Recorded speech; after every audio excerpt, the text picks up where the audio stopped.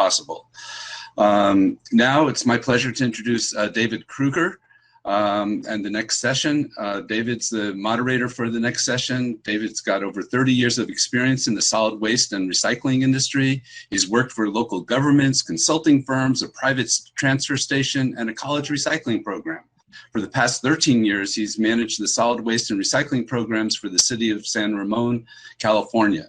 He's currently the president of the Northern California Recycling Association, which has been a great help in the organizing of this conference. And he has also served on the board of directors of the California Resource Recovery Association and was appointed to the Alameda County Source Reduction and Recycling Board. Well experienced to manage this panel. So David, it's all yours, and your speakers are to be hidden until you invite them to the stage. So if they can turn the mics and videos off, that would be great. Thank you, Gary. And good morning, everybody, or good afternoon, depending on where you are. A couple quick reminders before we go into this session on zero waste and climate change. When you're watching the presentation, you're going to see two windows, just like you see now. You're going to see a speaker and the PowerPoint presentation. If you would like to see the presentation slides in full screen, you just click on the arrows in the upper right-hand corner of the presentation slide, and then you'll get it full screen. Another reminder, if you'd like to ask questions of our presenters, please ask them in the Q&A on the right-hand side in the box. And also remember to upvote the questions that you want to hear, because at the end of each presentation, I will be asking the presenters the questions that got the most upvotes. So without further ado, our first speaker is Dr. Maggie Clark, and she's coming to us from New York City. Maggie has been an educator and researcher of zero waste practices for over 30 years. Maggie has long been a leader in the National Recycling Coalition. She served on the NRC board for 6 years. She currently chairs the NRC's Library and Clearinghouse Committee. She was co-chair of the NRC's Disaster Debris Mitigation Task Force. She is the chair of the Manhattan Solid Waste Advisory Board's Waste Prevention and Reuse Committee. Also, rumor has it that Maggie is awesome on guitar. So, without any further ado, live from New York, it's Maggie Clark. Excellent introduction. Thank you very much. Very happy to be here. So yeah, we're going to be talking about these four things: consumption, climate, zero waste, and the Green New Deal next. And there's an abstract which is too long to read next. You'll be getting all of this, so you can read that later. But these are the general questions I'm going to be talking about today. Which activities contribute most carbon to the atmosphere? And you probably have an idea of what that is, but it's probably not right. And it benefits us to know what the answer is. What's the relationship of consumer goods, packaging, and food consumption to climate change? And how do zero waste strategies greenhouse gas emissions? And we're going to look at climate action plans and jobs and the Green New Deal. So let's keep going. Next one. So the picture is the unfortunate truth about New York City. We're going to be flooded again, just like Sandy, but it's going to happen every 5 years like this. Those are 500-year floods that are going to happen every 5 years, and Lord knows we'll have 1,000-year floods that are going to be worse. So this is why we are fighting this fight. Next. So this is the most important graph. I saw this graph, even though it was from 2006, I saw it at a zero waste conference in 2009 and blew my mind. And this, if you remember one thing from this talk, this graph, and I've made it look prettier for the next one. And you'll see this is much easier to look at. So if you look at the left, 42% of the carbon that we create through what we do emitted to the atmosphere comes from production, transportation of packaging, consumer goods, and food. and then look down there at use of appliances and devices. So basically, waste prevention, reuse, recycling, and composting can impact that half of the amount of carbon that goes into the atmosphere. And most people are focused on the right side, which is passenger transportation and buildings. And each one of those is about 25%. But the Green New Deal is all about the right side, and funding that comes from the feds or the states or the cities to try to do something about climate change is all about the right side. And it would do us a lot of good if we were to get people to focus on this graph and the left side. Next. So focusing on the left side, consumption is the key here. For every pound a consumer throws away, right? We're focused on landfilling, incineration, recycling, et cetera. But there's 70 pounds or 70 times as much upstream waste. And that would mean upstream greenhouse gases too. So we need to be focusing on how do we reduce the amount that we demand. Upstream is the mining, the logging, the refining, the manufacturing, and all the transportation links in between all of that. That's why it's 70 times as much as the emissions from downstream, which would be recycling or landfilling or that sort of thing. So therefore, waste prevention and reuse are far more effective at reducing climate impacts. Let's keep going. And so EPA recognized this back as far as 1990. They started talking about life cycle at that point and reducing, the use of paper and wood products, which would allow there to be larger carbon sinks in the forests. So there are a lot of reasons that we need to focus on waste prevention. Next.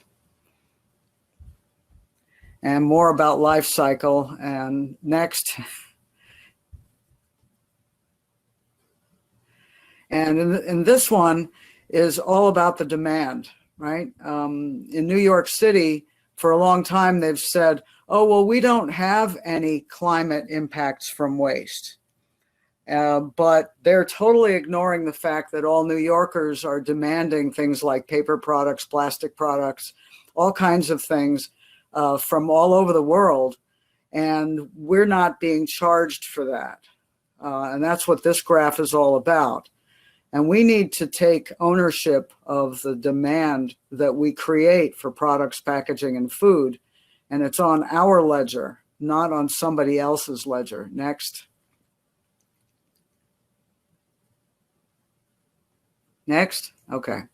So climate action plans. So even as far back as 2004, cities like San Francisco have included zero waste, like recycling, as part of their citywide climate action plans. So they've also got alternative energy projects, solar and wind and all of that good stuff. But I'll show you in the next one, just a snapshot from San Francisco's 2004 plan. And you can see the graph at the bottom. It's all about recycling and composting being from 2004, but over on the right there, you see that they have an estimated CO2 reduction in tons from doing residential, commercial recycling and composting, more C&D recycling and so forth. And we need to have more of this. And I know that in California that many of the jurisdictions are doing this. It may be news to people in the West Coast that this is not happening on the East Coast.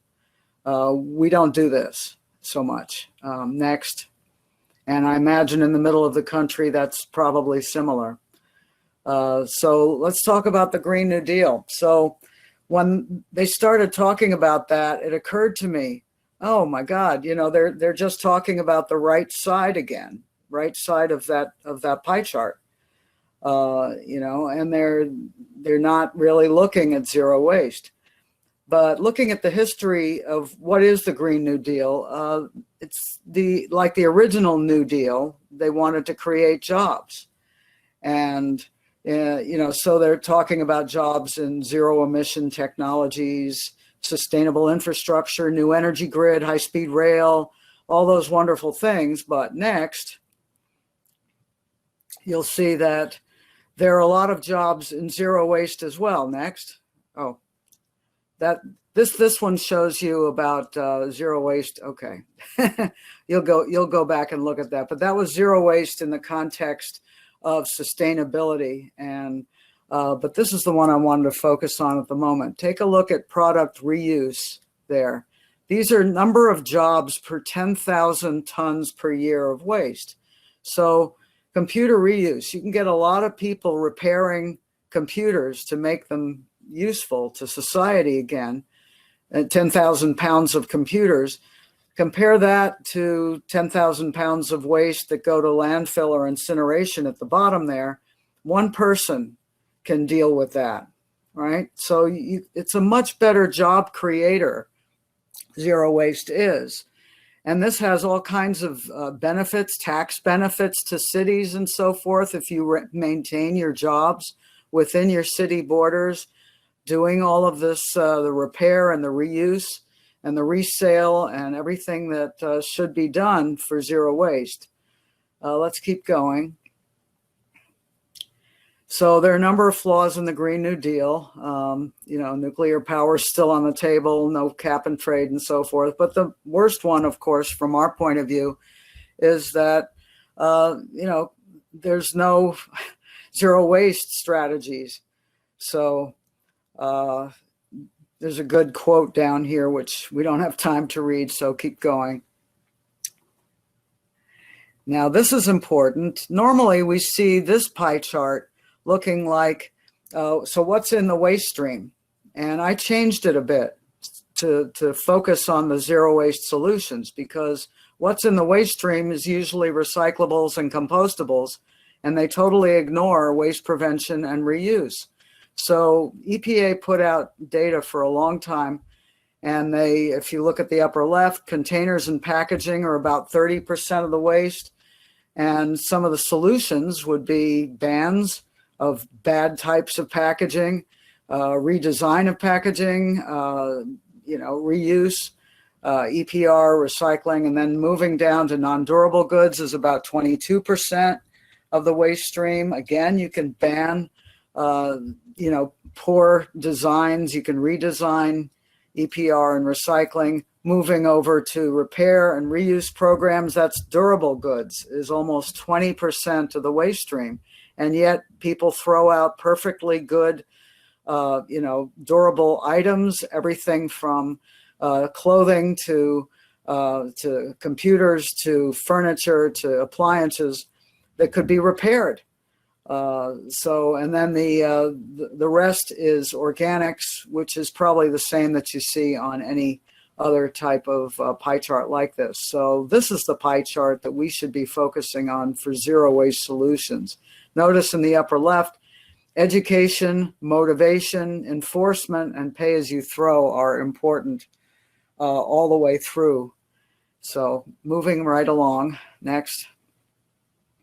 But since sustainable materials management addresses 42 to 50% of the carbon emissions problem, zero waste solutions should become high priority for any Green New Deal legislation and program budgets. We need to be using this at budget time to say, look, it's not just that we're reducing the amount of waste, but we're also reducing climate change. So we need to argue for budgets, and statewide plans should include these to reduce climate change. And moving to the bottom one, the best solution would be, 0 by 30, as we call it in New York, and a plan for 2030 with milestones laid out in each year, addressing all slices of this last pie that we were looking at. with programs and legislation. So if you want to deal with reuse and repair of durables, then every year has to have new programs, legislation, and incentives to deal with that until you finally, at the end point, get up to the 90% reduction and diversion. And next.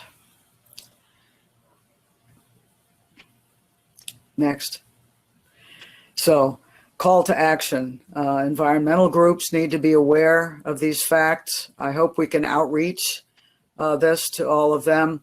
Legislators need to understand the link between carbon emissions and zero waste, and to include zero waste initiatives in the Green New Deals on all levels. I should mention, and I didn't put it in here because I didn't think about it till this morning, but in the Manhattan Solid Waste Advisory Board, we've been creating 2-page fact sheets, which are very graphical, very easy to understand by the layperson. And I've got a fact sheet that encapsulates everything I just told you into 2 pages. We've also got another one called What is Zero Waste, which would explain to the layperson all the different programs and so forth in more detail. Next. So I'm going to quickly add those two pagers to this slide deck so that when it's sent out, you'll get those 2 as well. And for more information, copies of papers I've done on zero waste and all these different things, go to MaggieClarkEnvironmental.com, and there's the rest of my contact info. And if you're interested in the Manhattan Solid Waste Advisory Board, it's manhattanswab, SWAB.org. And if you have any questions. And we do have some questions. Thank you very much, Maggie. And you managed to condense that into the 10 minutes. Appreciate it. And there's so much more great information in that slide presentation, which will be available later to everyone that attended. So we have time for a couple questions. We'll look at our top 2 here. First question is, how can the waste blame be transferred back onto corporations? We have ideas of how to do it, but how do we translate those ideas into action? Right. I tend to think more about communities as compared with corporations, but both are valid. You know, I think that you'd probably need to look at the pie chart for the last pie chart that I showed you, and for any particular corporation, the waste that they use would be different, or the waste that they generate would be different. You'd have to perhaps create slightly different pie charts, but I think it's still generally usable. You know, you want to be redesigning for sure, and there's certain things you might not want to make anymore. Generally, that's how you accomplish waste prevention. Is you know, there's so much, for example, unrecyclable packaging out there that just should not be made anymore. And so I'm not sure if that fully answers the question. Well, thanks, Maggie. Unfortunately, that's all the time we have right now. We need to move on to the next speaker, but thank you very much. Excellent presentation. Okay. And our next speaker is Paul Martinson. And Paul is coming to us from Sweden. So now we can say we're the International Zero Waste Conference. And Paul has been in waste management for 20 years and in the zero waste movement for 15 years. He is the creator of the first eco park in the world and is currently involved in the project Waste Prevention with Eco Parks with the Environmental Swedish Research Institute. Paul is a member of the Zero Waste International Alliance, ZWIA. He's a mentor for the Let's Do It movement and a director for World Cleanup Day. His latest project is Zero Waste Amazon in Brazil. And Paul's presentation is Lessons from the Amazon, Lungs of the World. Live from Sweden, here's Paul Martinson. Welcome, Paul. So, thank you very much. with a great introduction. I'm very delightful that I'm invited to this conference, and I will talk today about two things. I will talk about the project we made in Amazon, and I will also talk about the World Cleanup Day, which happens every year. And this is how I promote zero waste and the World Cleanup Day on social media, the hashtags we are using. And yeah, as almost everybody today, you are like a hashtag yourself, but this is just a short notice about that. So take the next slide, please.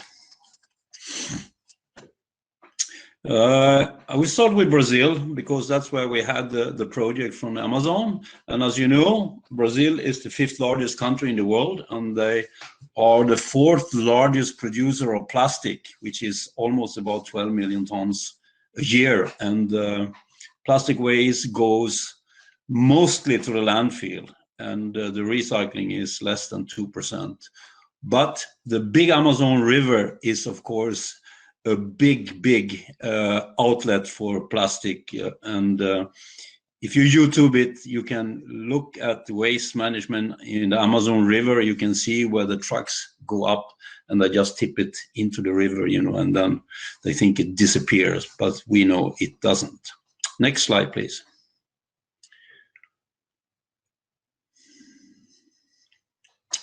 Brazil is a huge country. So I was traveling from the west coast up to this red dot, which is Rio Branco. It's about 5 hours flight, just so we know where we are in the world. Next, please. So we came to this small town called Rio Branco. And from Rio Branco, we had to take a small plane, which only took 6 people. And we flew for another 3 hours to touch down in a small village called Jordão, and from Jordão we had to take the boat 6 hours on the river, one of these small rivers that all ends comes up in the Amazon at the end. Next. So we are right now really close to the Peru border. So when I come to Jordão, where they have this small airfield where we could land with this small plane, the first thing I saw was this, and I thought, geez, this is incredible. You know, in the middle of the Amazon, they have this sorting system, and it was introduced a couple of years ago, but nobody understood how to use it. So they threw, you know, anything in any of these bins, and when they empty it, they just empty them and they mix it on the same truck. They had a small truck where they pick it up, and then they went to a landfill, or they threw it into the river. Next slide, please. This is how it started. We had the world's largest zero waste meeting in Brasilia, which is the capital of Brazil. It was arranged by Zero Waste Brazil, by Mateus and Rodrigo Sabatini. And I was invited there with a lot of other people. A lot of these Americans from California was there also. Well known to you, all of them, Richard Anthony and Leslie Lucas and some other people. And that's where I met this Paye, the chief on this tribe, and the name of the tribe is Huniquin. And they invited us for a session one night, and we went to a special tribe house and we had a session with them where they had these rituals and dancing and so on. And I found it so interesting to talk to this guy, and we became friends, and he said, you should come to my village. And so that's how it started, you know, so how I ended up in the Huniquin tribe. Next, please. This is the tribe. When I came to the place, we were actually 4 people invited, and this is part of the tribe. There were 124 people in this tribe, and this is the welcoming ceremony when we came there. Next, please. I was lucky because I was the only one who was adopted by the tribe, and I have my own name now. My Indian name is Kuni Yushibu.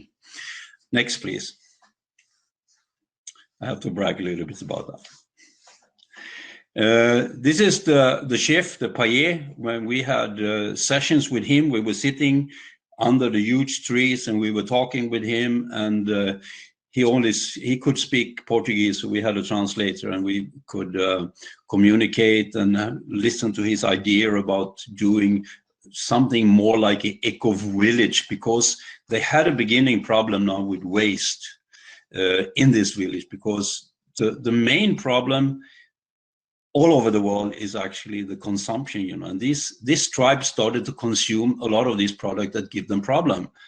And you know from the zero waste theory that we should not bring anything into the loop that we can't take care of it. That is exactly what's happening here. They bring stuff in to the village and they can't take care of it. So they have a problem. So now they want to try to solve this problem. And one of the things was, of course, threw it in the river and they disappeared and they solved the problem. But this chef, he understood that this is not a long-term solution, of course. Next.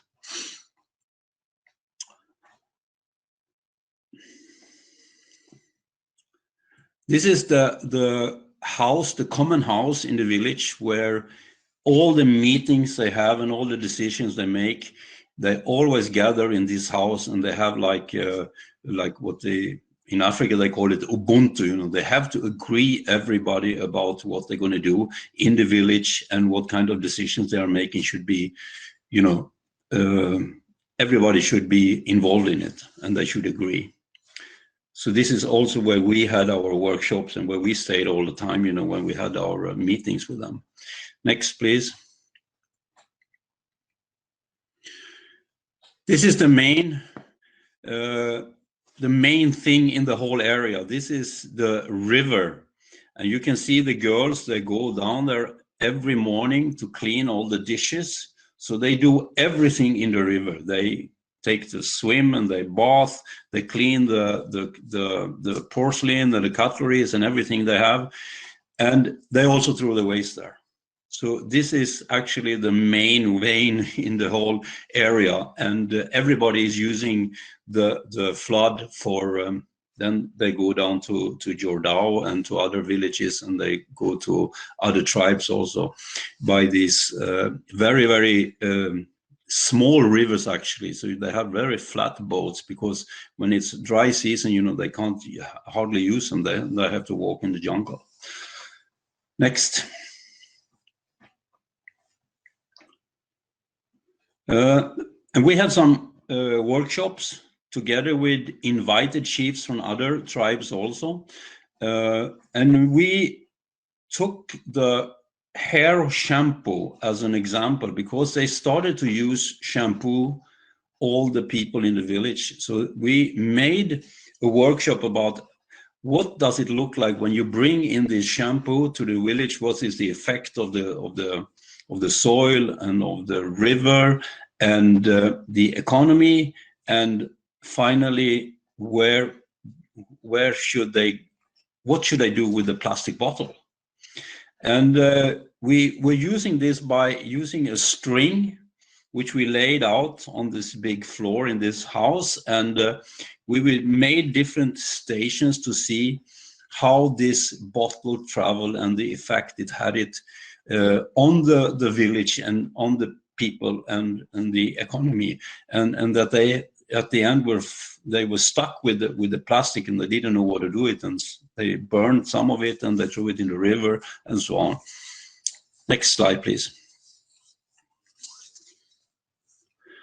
So this is just part of the workshop we had with a lot of the different chiefs from different tribes, and also we had a lot of young people, the school kids were there also. So we involved everybody in this workshop, and it was really a good workshop because we took it very, you know, hand by hand, and everybody finally understood the problem and also how we should try to solve the problem, which is not easy in this part of the world, of course. Next slide, please.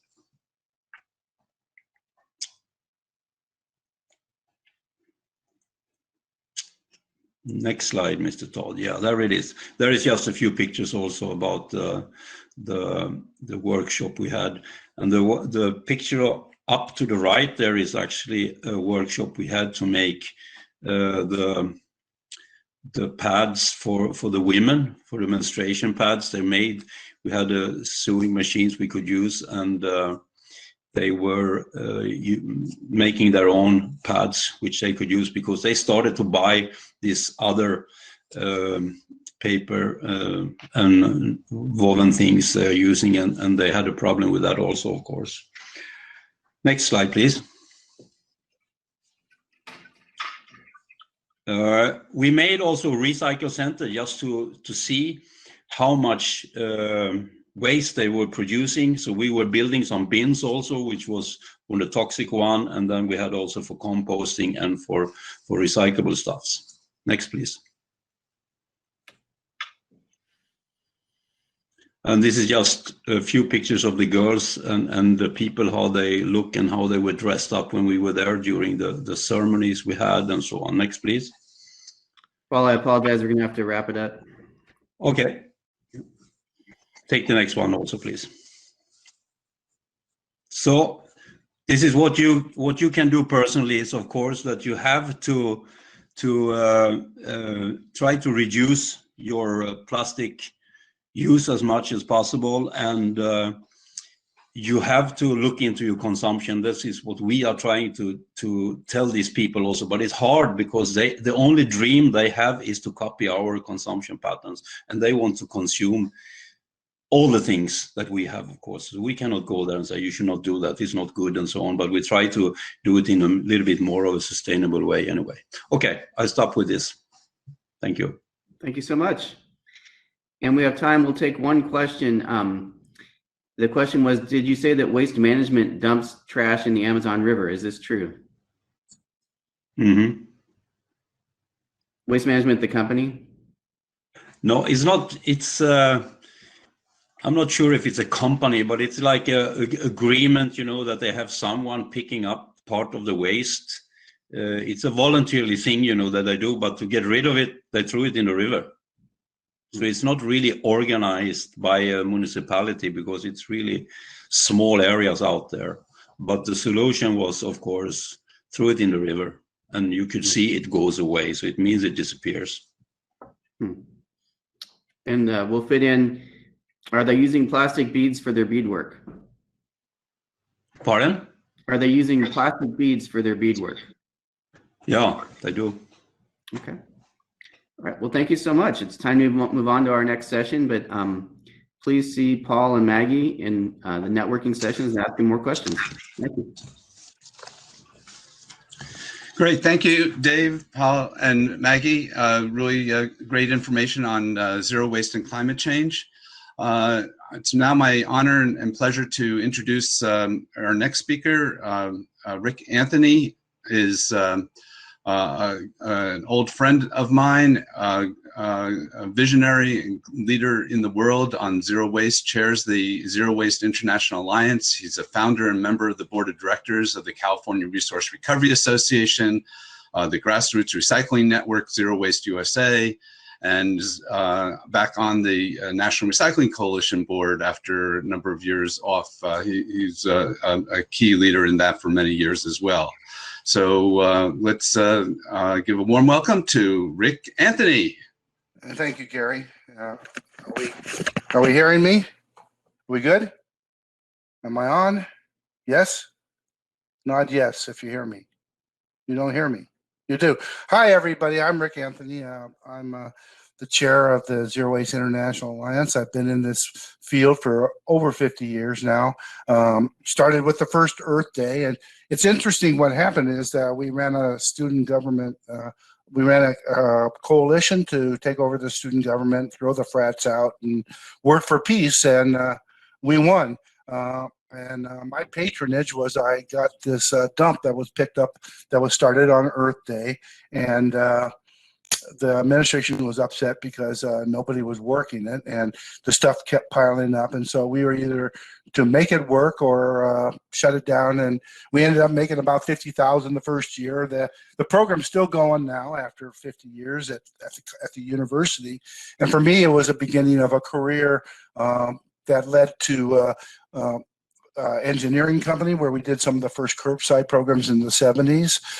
Then in Fresno County, we did some of the first double-line landfills and had rural recycling programs to San Diego County, where we dropped the waste stream from 3 million tons to 1.2 and did it in 4 years. For the last 20 years, I've been working on zero waste plans and the international arena, and we find that all over the world, people like Martinson that we meet that are just part of this international organization that's working. Can we go to the first slide? So part of my dilemma on this one is that plastic. And plastic was with me at the Long Beach State. We were open-minded and naive, and so we took everything and we separated it, and we found markets in LA, but I couldn't find any market for all this plastic stuff I was getting. 1971, actually at the first California Recycling Conference in San Francisco, we organized a plastic boycott, and the recyclers that were there, mostly they were hippies running ecology centers and universities throughout the state. But the result was the industry gave the polymers department an extruder and a grinder, and we were making frisbees and MapTech. So I knew from the very beginning the stuff is recyclable, but it was a constant material. And what we saw is that it was increasingly taking over. I mean, we used to easily be tin cans or steel cans, and glass and newspaper and cardboard. These were, and milk cartons, and we could even sell the milk cartons. But when they started moving to plastic, it became a real problem. Next slide. And the problem became pretty universal in terms of around the world. And the key here is, and this is my attack, it's the oil and plastic petrochemical industry. They're the bad guys. If you go outside, your air is polluted by carbon from cars, and your ocean and your lakes are polluted by plastic, single-use plastics. It's a real problem.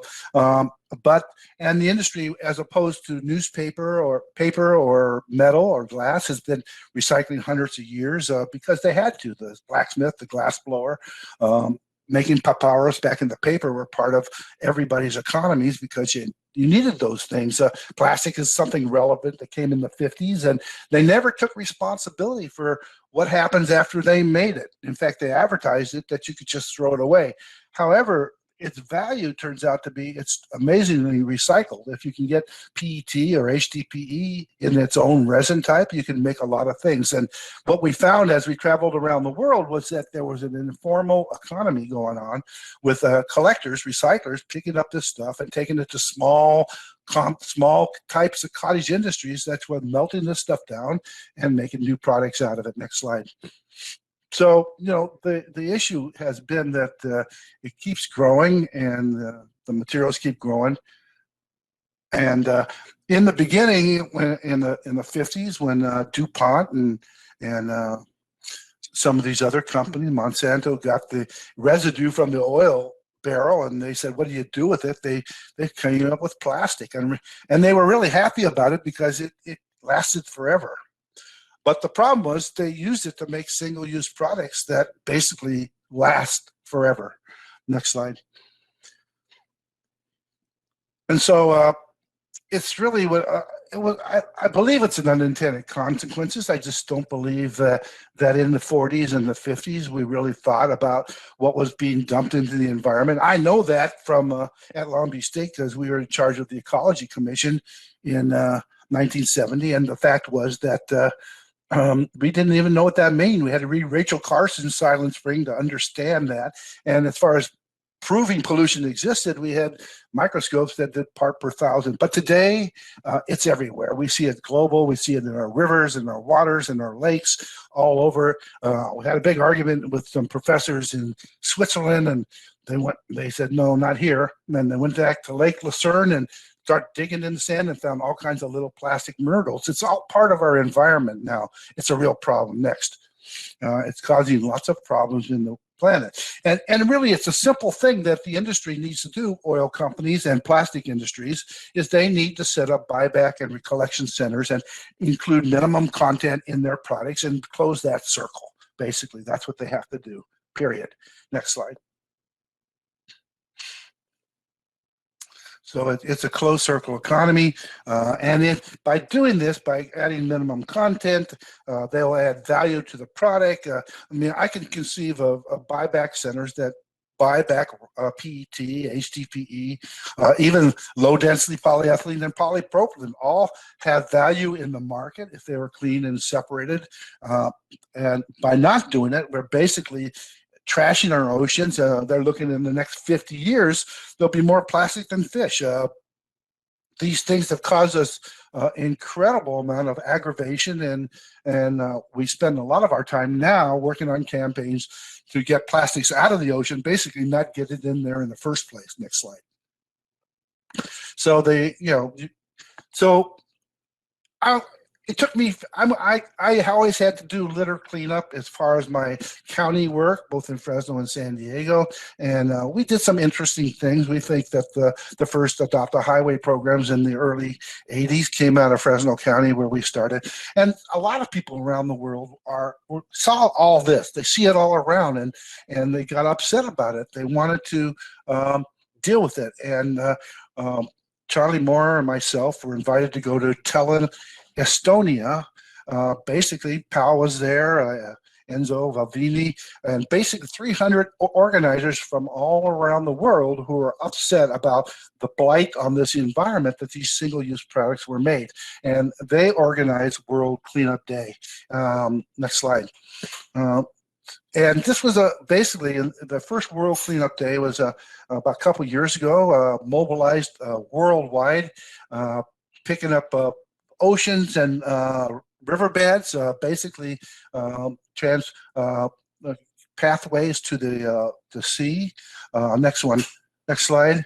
And in this process, in the first year, we generated over 17 million people. And we just, on the U.S. side, we knew that through the litter cleanup programs that we have that happen this thing was all tied to the national cleanup days in California, ocean cleanup days.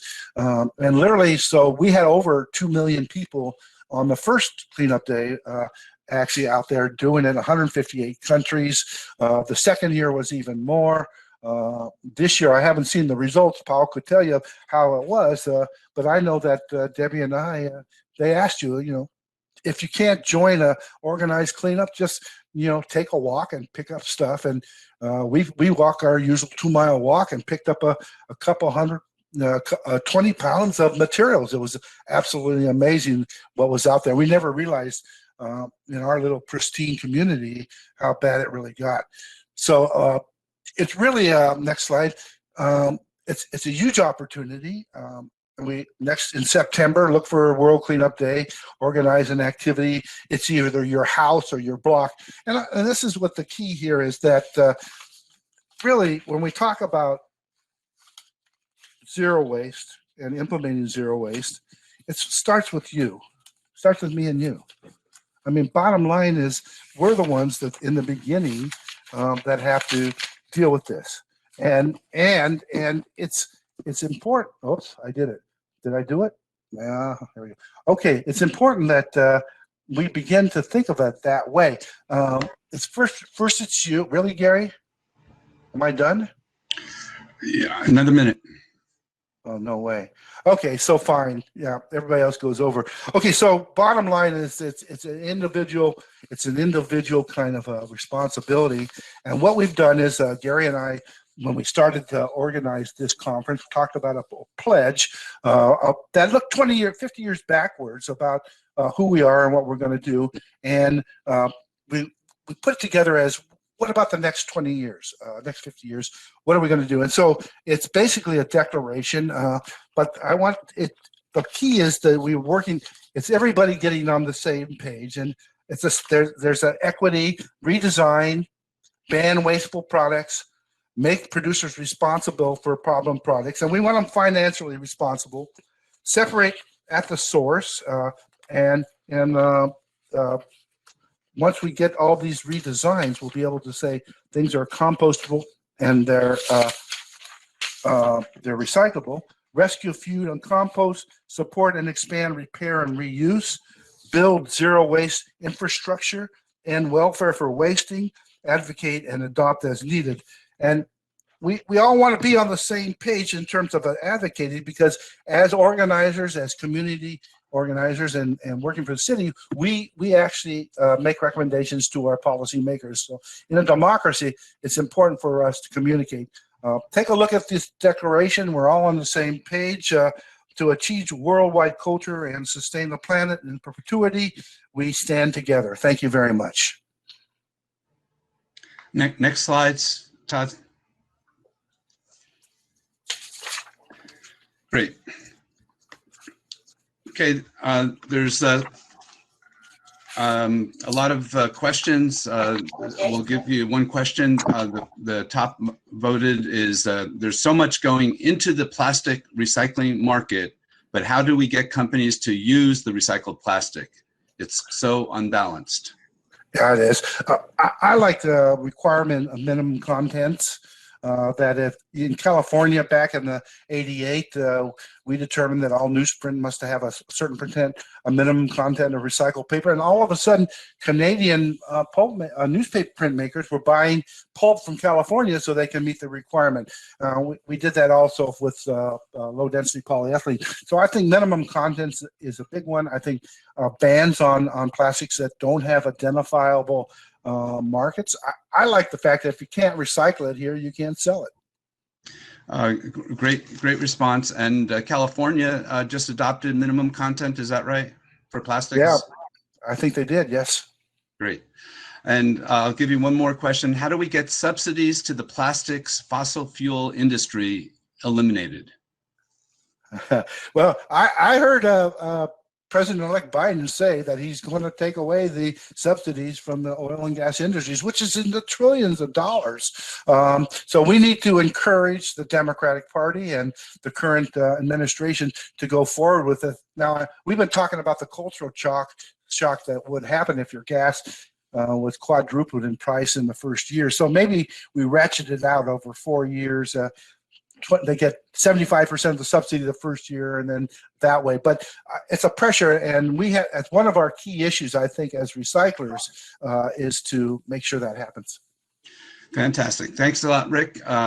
Great presentation. And if you can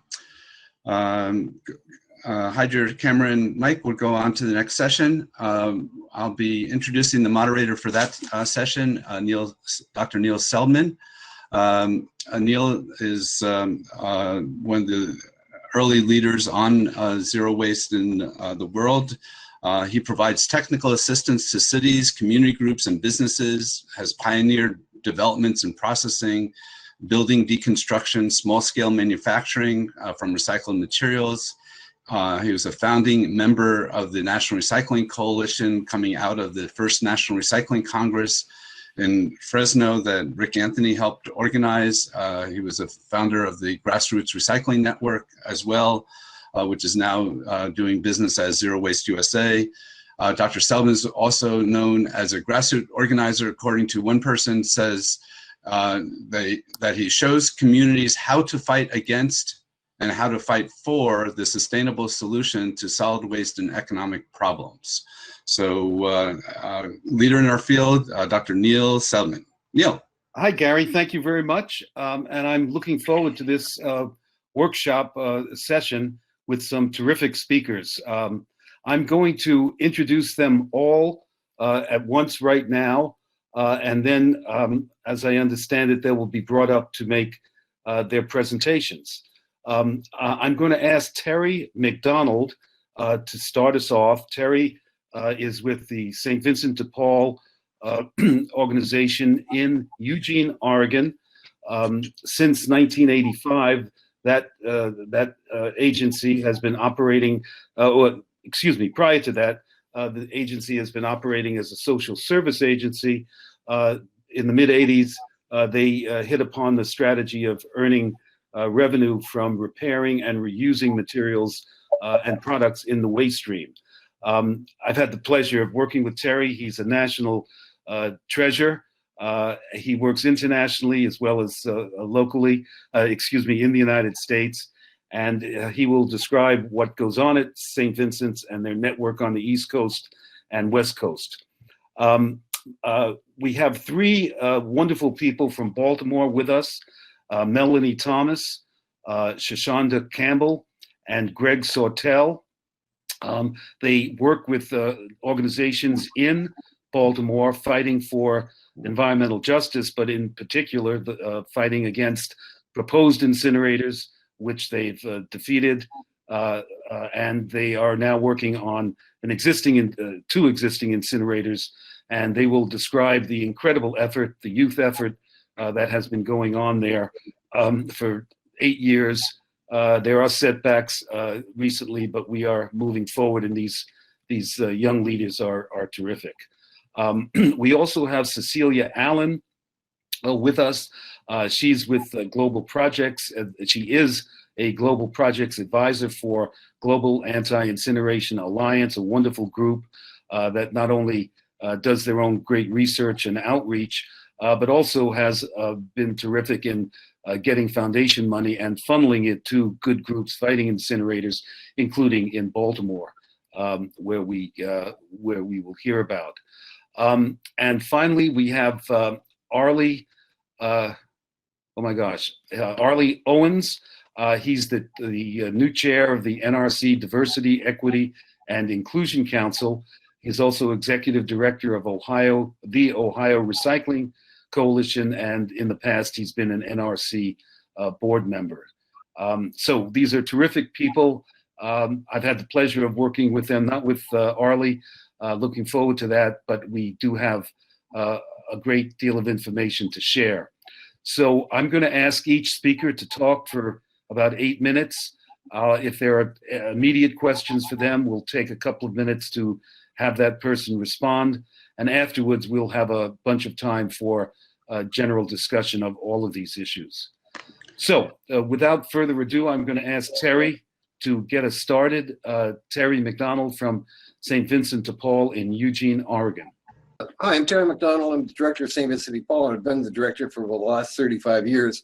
St. Vincent de Paul is a typical nonprofit social service agency, but in the mid-1980s, as Neil said, we were in an economic hell because of the loss of the timber revenues that came out of harvesting big trees. And how were we going to find a way to deal with the human and resource needs of our community when we really didn't have any money? And that's when we hit on the idea of raiding the waste stream. By that, I mean going to transfer sites and dumps in this region within about a 500-mile radius and pulling out things out of the waste stream that other people had left off and that we could reuse. And that includes everything that you would normally see in a thrift store, the usual dishes, pots and pans, books, and so forth. But we also decided that we were going to pull out appliances and specialize in the reproduction and rebuilding of appliances. We also set ourselves up as the largest CFC recovery organization in the state. We got into mattress rebuilding. We diverted, of course, we're now doing mattress recycling in Oregon and California. And that's been a very lucrative business for us because of the mattress stewardship laws that have been passed in California. So at any given month, we process about 35 to 40,000 mattresses. So that's about 40 miles long worth of mattresses per month. Glass factory was another thing that we set up, taking recycled window glass that had no market, recasting it as new objects and selling it back to the marketplace. But the whole idea is if there's resources left to transfer sites and dumps, besides the usual reusables, specialize in how you can take that product out of the waste stream and make revenue out of it. So our revenues in the 1980s were around $500,000 to $600,000 per month. The revenues now is about $40 to $50 million. And our employment base has gone from 27 employees to about 600 employees. And it continues to grow exponentially out there. So what we find is that the waste stream really is an asset to us in terms of finding ways to create jobs and employment. That's also spilled over into our affordable housing development. So we're now doing much more sustainable housing development using super good sense techniques, and including photovoltaic in our mobile home park division, where we rehabilitate old mobile home parks, put in new units that are much more energy efficient, and get those affordable for low-income families out there. So it's allowed us to create a much more robust portfolio. Neil indicated that we also work nationally. We have a network of nonprofits that we work with around the United States that want to do waste-based business development. Some of them as far away as in Scotland, some of them on the East Coast, kind of around the country. Is called the Cascade Alliance. And it's a way for us to take advantage of other nonprofits' assets that they have too much of, and bring those resources and scatter them around to the other nonprofits, whether it's retail thrift or whether it's recycling waste-based businesses. All those things are fair game for us. So the point on all of this is that if you take the waste stream as an asset and specialize in specific niche markets, you can find a way to actually turn that into money that will create a base for your social service programs, in our case, or for whatever goals you have as an organization, that is not dependent upon outside markets. This is especially important in a time of COVID-19 because it allowed us to go to those waste streams and pivot and get different things that we needed out of the waste stream that we couldn't deal with in retail thrift. So we had to shut down all of our stores. So we then focused on how we could take product that normally we would not put online, put it online so we continue to have a revenue stream coming in. So we went from having just a few $100,000 worth of on-market sales to several $100,000 worth of market sales online during this period of pandemic. So waste streams, since they are so prolific and so large and so vast, if you just find a way to discipline whatever you need out of that waste stream, you can then find a way to make that into money for your nonprofit or for your for-profit company. And at the same time, do your level best to actually create new ways to recycle and to upcycle products coming out of that waste stream. That's it. I'm done. Thank you so much, Terry. Neil will be back on stage to ask questions momentarily. And while he's getting back on stage, there's only one question, and that is, are you working with cruise ships and hotel chains? Yes, the short answer is that one of our affiliates in the Cascade Alliance in Orlando, Florida, gets the mattresses off of cruise ships and recycles those. Likewise, we work with the Mouse in Orlando and in Los Angeles or in Orange County, recycling their mattresses and other products out of their stores. Major retailers are another good source. So these big box stores that have stuff left over need to find a way to get that stuff repurposed. So one of the big box dealers that we're companies that we're dealing with gave us hundreds of glass tabletops that were part of their inventory that they didn't need, so they were brand new, but they had no basis under them. So we took that product and since it's all safety glass, broke it up into little components, tumbled it, and turned it back into aquarium glass. So that didn't have to go to waste after all. I'm going to add, I think it's quite evident that Terry has dug deeply into these issues and these materials.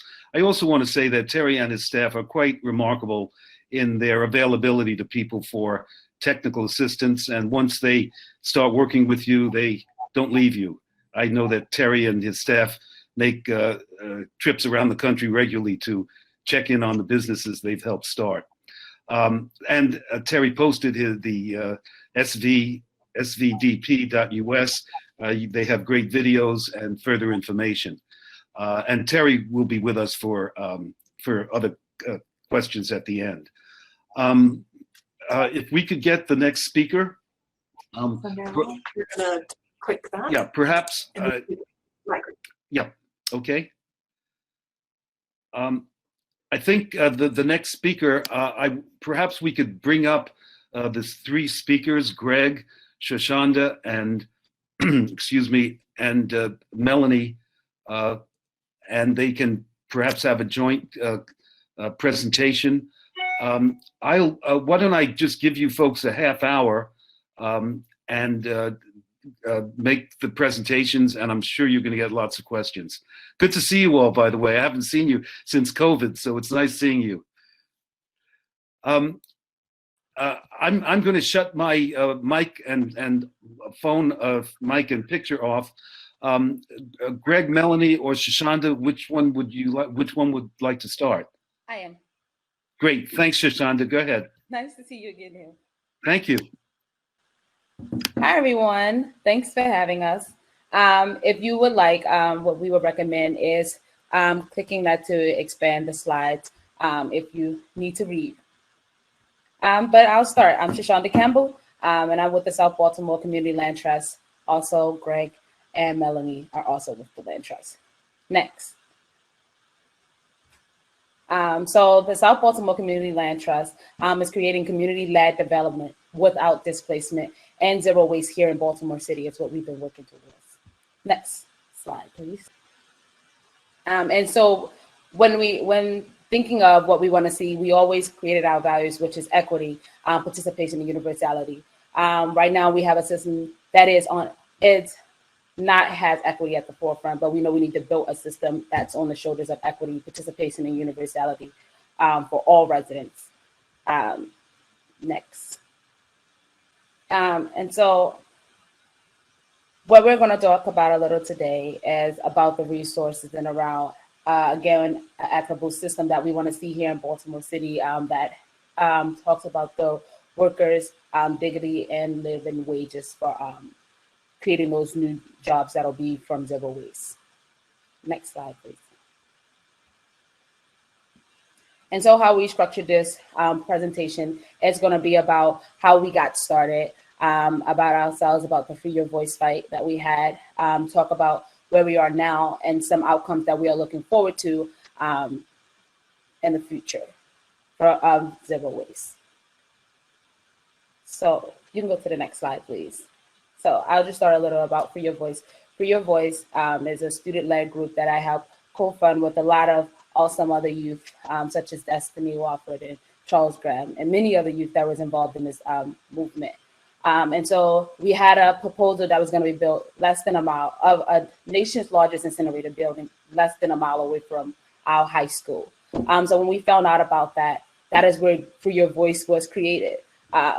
We started to look at these issues at the root in our community, like why so many people had asthma and all of these upper respiratory issues, and that was normalized. So it was normal to go into class and ask who had asthma, and 90% of the students' hand go up. That was normal. That was normal in the community. To actually go home and your family and they have asthma, and so but that was normalized in the community, but we realized that that is not normal, and that it's really because all of these polluting industries that was put into the zip code, which is not fair. That where you are born is whether you get 12 years shaved off your life in relation to other communities that has wealth. And so we started to fight back. This was the first time community really stood up and said no to another incinerator being built in the community. And so this built a lot. It was a long fight. We did a lot of outreach to residents, and residents came out and they spoke and they said, no more. We can't keep doing this. We have an open air coal pile, a medical waste incinerator. We have the Bresco incinerator. We have a quarantine landfill. So there is a lot of polluting industries that's already concentrated in this community. And then they wanted to add the nation's largest incinerator that was going to be pulling from many of different places. So we said no. And that fight was a long 5 years fight. But it was a win. It was a win for the community. And it's shown that when we come together, we have a power. And we can go against any billion-dollar company, $1 million. It doesn't matter because we know what our community is and the love that we have in our community. And so we stood up for that. You can go to the next slide, please. And so through this fight, at the bottom of that screen where you see all of those red dots, that is the concentration of these polluting industries that I was just talking about. And that on the other side in that map is the Bresco incinerator, which is an incinerator that we currently have in Baltimore City. And it's really not shocking that it's in a community of low income and a community of color, because that is where these incinerators are structurally placed. And so when we see this, we see that this incinerator is pulling from all different places, not only Baltimore City, it's also pulling from the county and other places. And so this is a representation of that. But that front end of that issue of like where that pollution is going and where it's concentrated is in that community of low income and color. And so that is why it was very important to do that first fight, to say no more, and that residents gained that power, that they can fight this incinerator also, which we have been doing.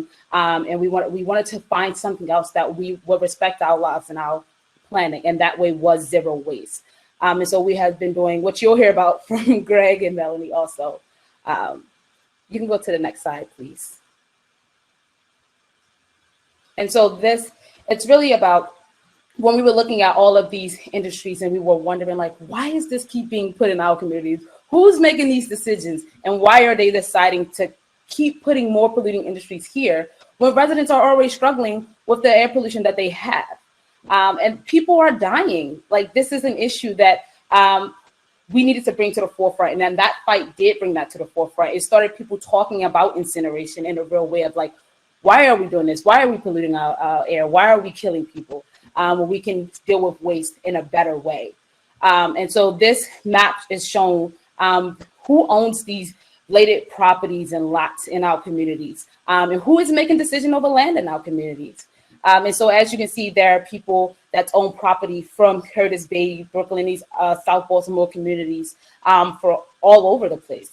And they've been owning them for many, many years, some of them for over 30 years.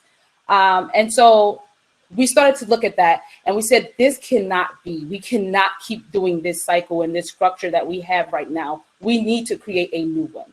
And so this was our map of who owns our community. And now we are actively, that is what a land trust takes place, which you'll hear about from Ms. Mel, but that now we are actively collecting those properties back to keep in the community so we can make decisions over those that land, because we as residents, we deserve that. We deserve to decide what goes in our community. And take that development, do that development without the displacement of residents. So with that, I'll turn it over to Melanie Thompson. Thanks, Shoshonda. And, you know, just as Shoshonda said, the original campaign against what would have been the largest incinerator really kind of sparked the interest and the challenges that presented in communities where it's like, okay, who owns the land? How do we decide what goes where? And what stays in our community, what assets stay, and what things need to go. So with that, the creation, next slide. The South Baltimore Community Land Trust was a vision as a result of the campaign. Residents researched ways to preserve land and develop land in their community, and the land trust was the tool that we thought would be the best vehicle to kind of help us move to where we need to be. This picture depicts different gatherings in different community spaces where we came together and we fought for and fought against the city trying to take back a community space that we created as the Filbert Street Garden. I'm sure you've heard from, or you will hear from, Mr. Marvin Hayes from the Baltimore Compost Collective. They're hubbed and housed in that Filbert Street Garden, which we were a part of the network to help save and keep within our community. Next slide, please. And with that, just understanding that with the Community Land Trust, it's building community power because the community residents are going to be part of that governing body and that board where they have a say in what happens and how things are, how things transpire within communities, especially as it relates to land and the development. Right now in our area, we have a lot of people that are paying so much to rent and to rent run down. And what we're doing, we have a development vision for to bring 10 new units to a community that hasn't really seen development over the last 20 years. There's been 11 developments in our community. So that tells you in itself, and you saw all those vacant lots that on the map before that Shoshonda was talking about. So there's so much work to do to kind of create that affordable homes that people want and need, especially in this day and age, and especially in the midst of COVID and with everything that is going on. So we are really excited to be using and having a tool such as the Community Land Trust to be able to use so that people can have a sense of ownership, have a sense of belonging, and then also really state that they are tired of the status quo. They are tired of the waste industry continuing to being profitable while the people perish. So with that, I'll turn it over to Greg to talk about how we've used the land trust to really kind of move us toward our zero waste goal that we're doing. Thanks, Melanie and Shoshana. I'm Greg Sawtell. I get to work alongside these great folks. It's been close to a decade now of this journey that we're on. So you can go to the next slide.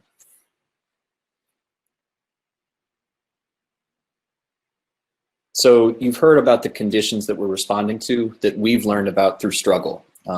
We learn about what we're up against by fighting and working against it.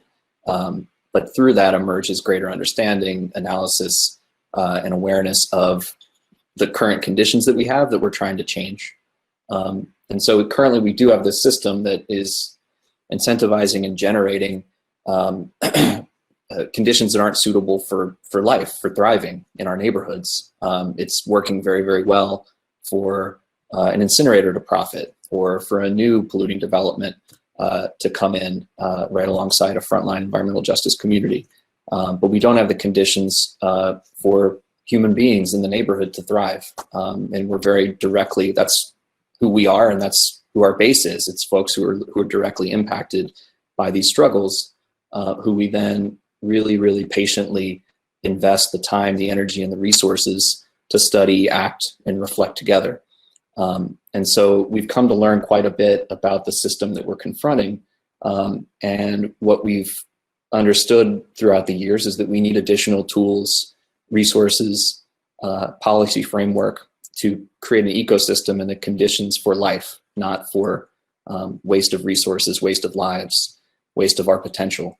And so we do that through knowing that we're not alone, through knowing that we need a broad coalition of diverse perspectives and actors that can come together where there's plenty of internal tension, but that we are, as Rick said earlier, we're all aligned and on the same page, but we're writing this book together with lots of diverse voices.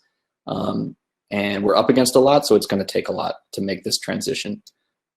So you can go to the next slide. And so that's the way we think about Baltimore's just transition to zero waste, is it has to be inclusive of the actors that you're seeing on the page. So you know, community is us. We're rooted in the neighborhoods directly impacted by the current failed racist waste system that focuses on burning and burying resources and sacrificing our lives. We have a great relationship with organized labor and working people who see what's at stake in terms of actually creating a just transition for workers and families.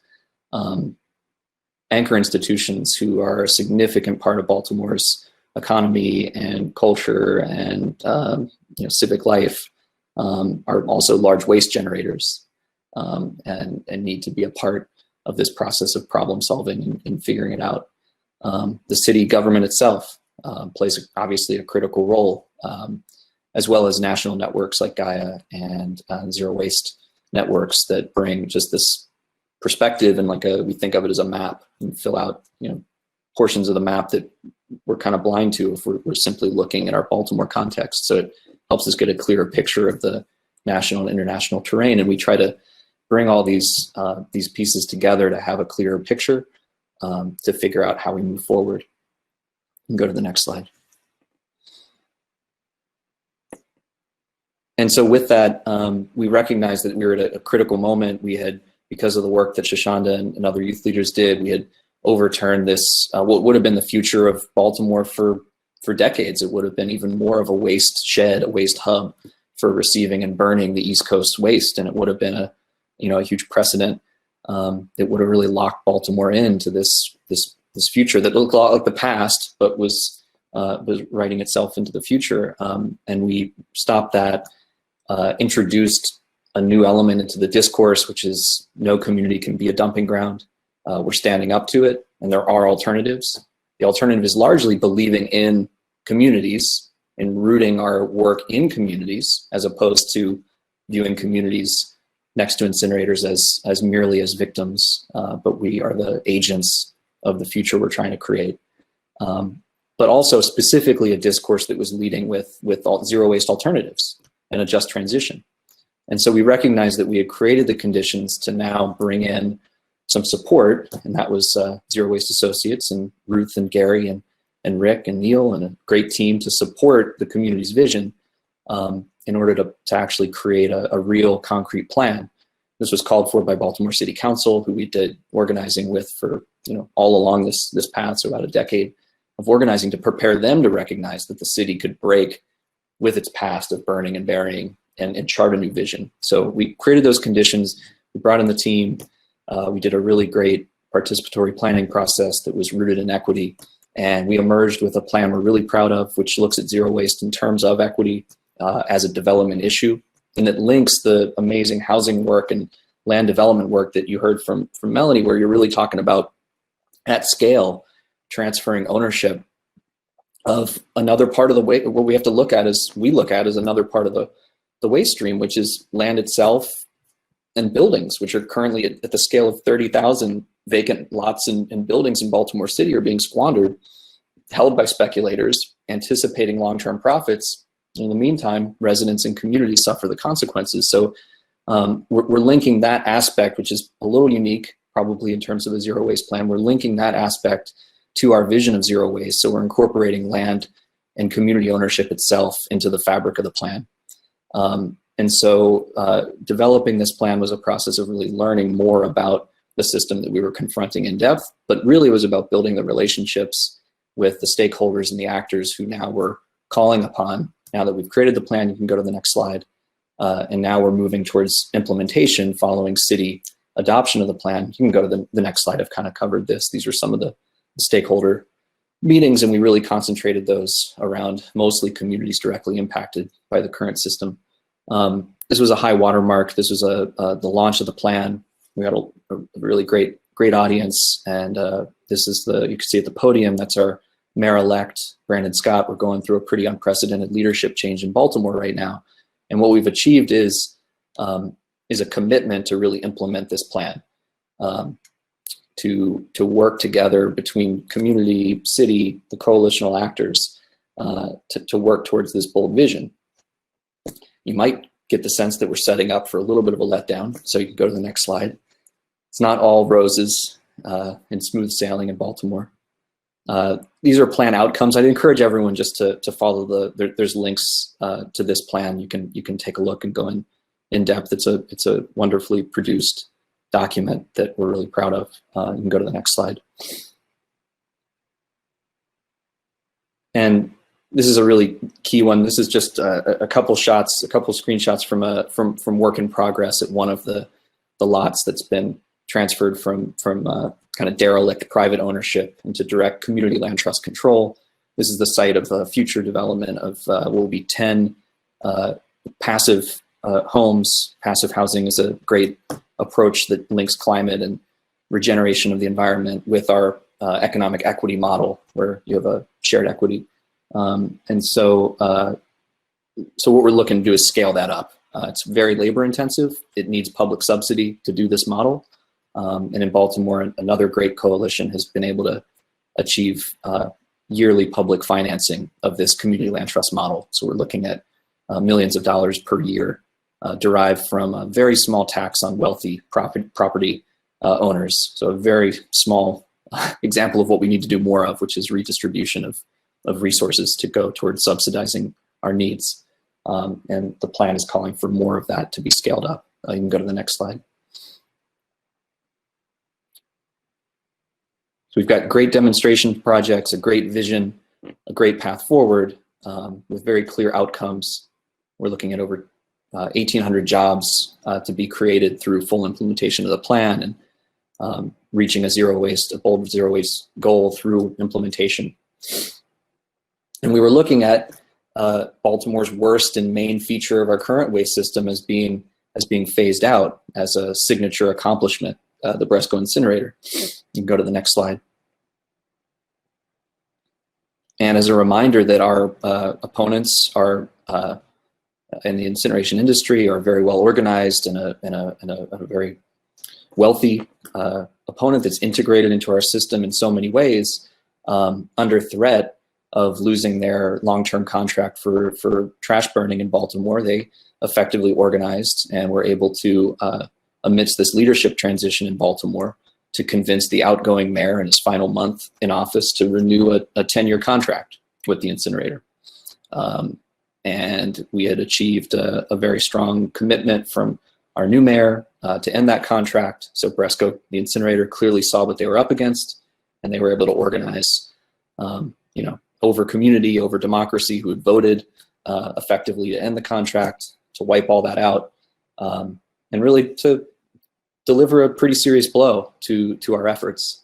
At the same time, they were forced to make a significant concession, to spend millions in pollution control upgrades, and not to mandate that the city engage in a put or pay contract, meaning that there's no set amount of waste that Baltimore's obligated to send.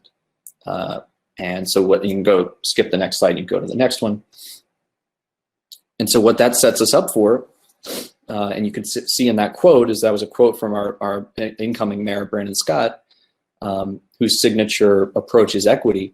You can go to the next slide. We don't have time to cover that one. Is a commitment to make this the last contract that Baltimore ever signs with Bresco.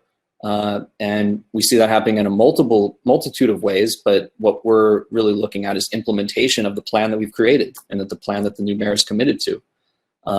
And what I want to focus folks' attention on, because we're in this amazing network, is that the critical next step we have is, because we're in a leadership transition in Baltimore, is we're going to have a new DPW director that's going to play a central role for good or for bad in terms of actually implementing this plan in partnership with communities and the new administration. And so our main ask for this body is to seriously consider who in your network, and maybe you, is in a position to consider looking at that opportunity for a DPW director position, where you'd be stepping into a role where you'd have an incredibly strong zero waste plan, you'd have an incredibly strong new administration coming in with a good vision, and you, of course, most importantly, you'd have grassroots community organizing that's actually creating an opportunity for zero waste in Baltimore, and you'd be coming into what we think is a challenging but an amazing opportunity to be a part of a just transition. And we think as a movement, as a zero waste movement, we absolutely need to recognize moments like this when they emerge and be prepared to act. And in this case, the action that's needed is we need someone in that position, or we need to influence, obviously, whoever's in that position to play the role that's needed. So we want to leave you with that, and we really want to ground this presentation in the reality that we're in. Of course, we'll answer any questions, but we want to bring you all into the real moment that we're in right now. So thank you.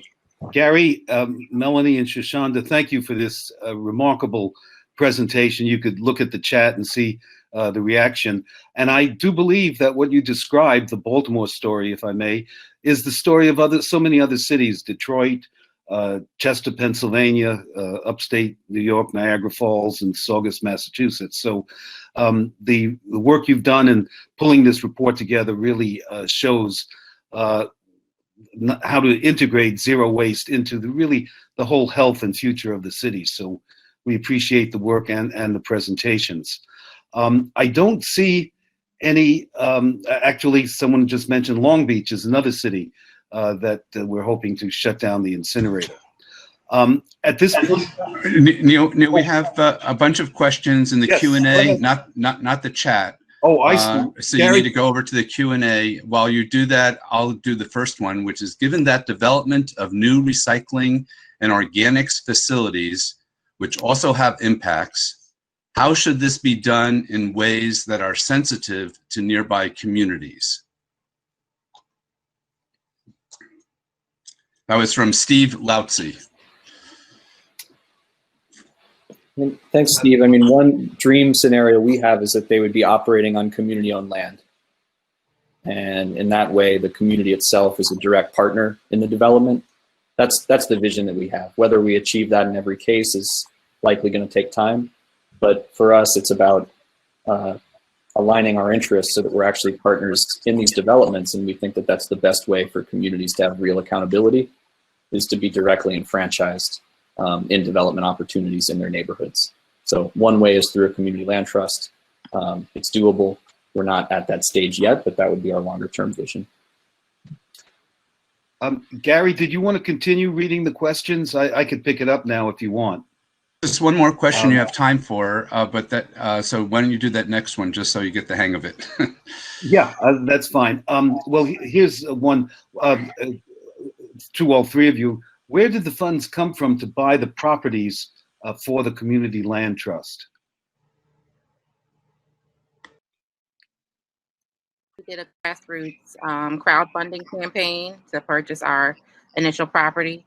And, you know, through that, it was over 600 donors that helped to raise the funds. So through that, then we used those as leverage to apply for the state funds and different grants from there.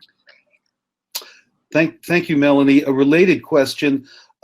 This was addressed to Greg, but either of you can answer. How did you get funding for the zero waste planning process that, as Greg described, included Zero Waste Associates, ILSR, and I'm sure there were other consultants that were there. Where did you get those money to do that?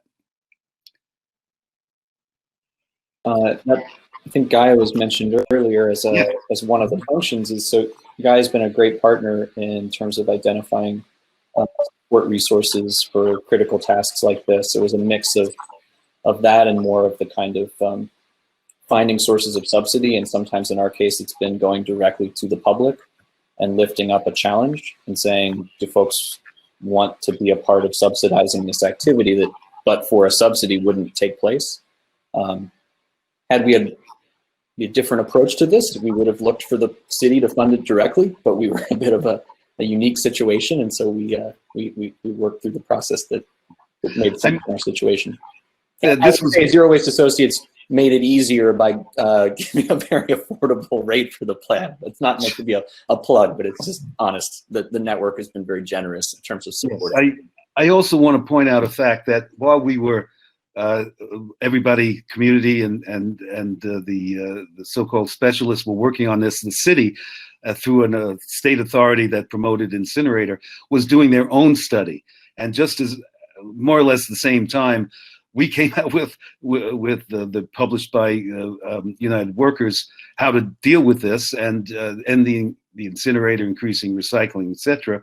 And of course, the city's report was that the incinerator was needed for another 20 years. So this was quite a political battle, and I believe the report that United Workers produced, the Fair Development, is really a working model, and that leads to the next question for Melanie. Melanie, are you aware of other land trusts working on affordable housing in other areas of the U.S.? Yes, there are several.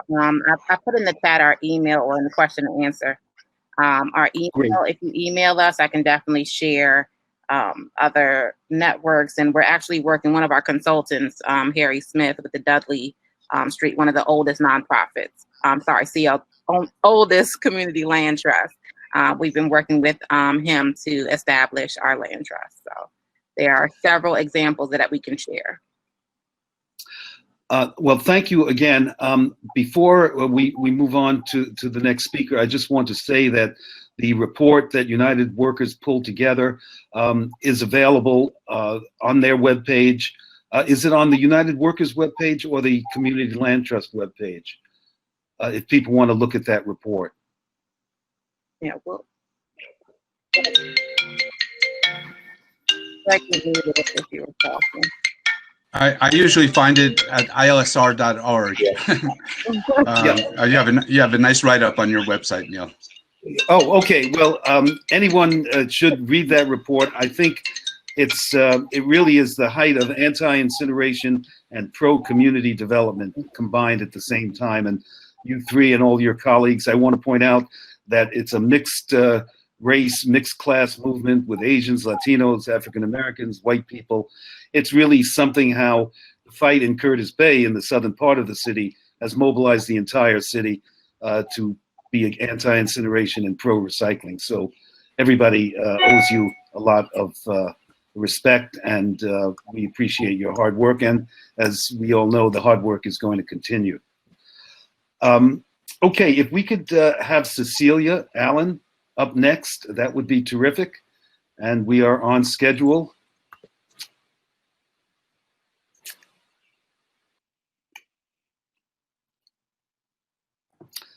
Hi, Cecilia. Hello. Thank you for joining us. Hi. Why Pleasure. don't you, Thank you for the invitation. and why don't you take us away? Thank you very much. Okay, thank you. Hello, everybody. My name is Cecilia Allen. I'm very thankful for the invitation, a panel with such great fighters. So I'm very honored to be part of this panel.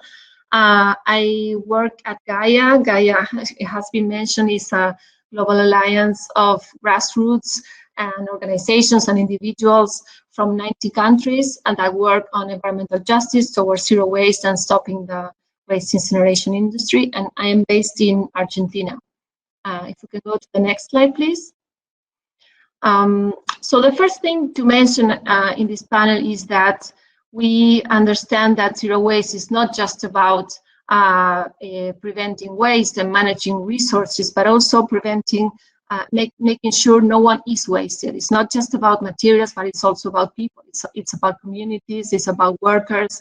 So it's not how you get or how close you get to zero, but how that journey looks like for us. So we deeply care about environmental justice, about social justice.